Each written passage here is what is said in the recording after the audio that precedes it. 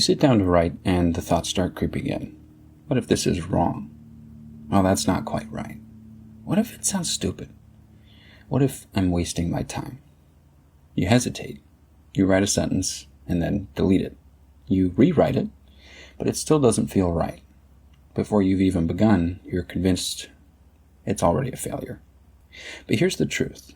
The only wrong way to write is not writing at all. Perfectionism isn't protecting you. It's trapping you. And today, we break free. First, ask yourself these questions. Where did the fear of being wrong come from? Was there a time when someone criticized your work? When did writing stop feeling safe? What does wrong even mean in a creative pursuit? If you can edit it later, how can a first draft be a mistake?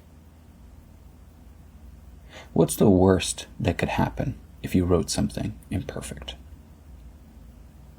Your fear of being wrong is not a law of reality. It's just an old belief, a leftover rule you don't need anymore. Now let's take that fear and reshape it. Go ahead and close your eyes.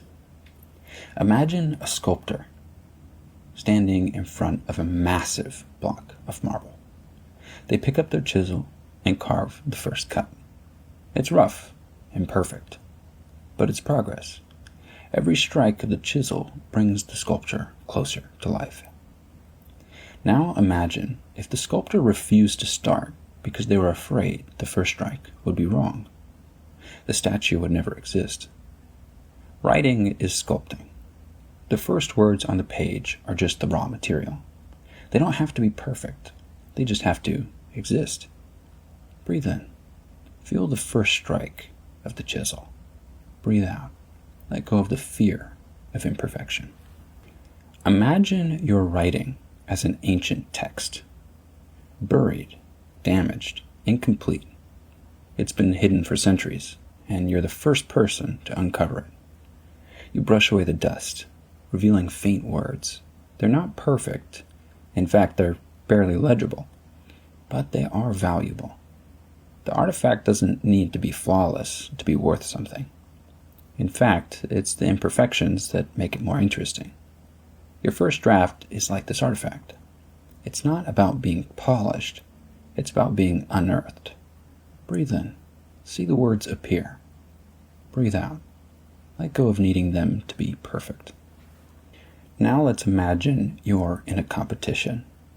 The goal? Write as many words as you can in the next 5 minutes. It doesn't matter what they are. It doesn't matter if they're good. The only rule is no stopping. You start writing, words spill out. They don't need to be perfect because there's no time for perfection. You're just moving forward. The timer ends. You look at what you wrote and you realize you created something. This is how momentum works. You don't need to start with brilliance. You just need to start. Breathe in. Let yourself write freely. Breathe out. Release the need to control every word. Now that we've turned perfectionism into progress, we need to make sure we don't fall back into hesitation. The next time your brain says, "This has to be good," say this instead, "This just has to exist." Then do these 3 things. Set a 5-minute timer. Write without stopping until it ends. Next, remind yourself, a rough draft is valuable, even if it's messy. Last, celebrate the act of writing, not the quality of the words. Every time you do this, your fear of being wrong weakens. Every time you write, perfectionism loses its grip. Ultimately, at the end of it all, your brain follows the strongest reality it believes in. The more you reinforce this, the more natural it becomes. Each day, visualize the sculptor carving. Remind yourself, the first draft is just an artifact being uncovered. Tell yourself, this just has to exist.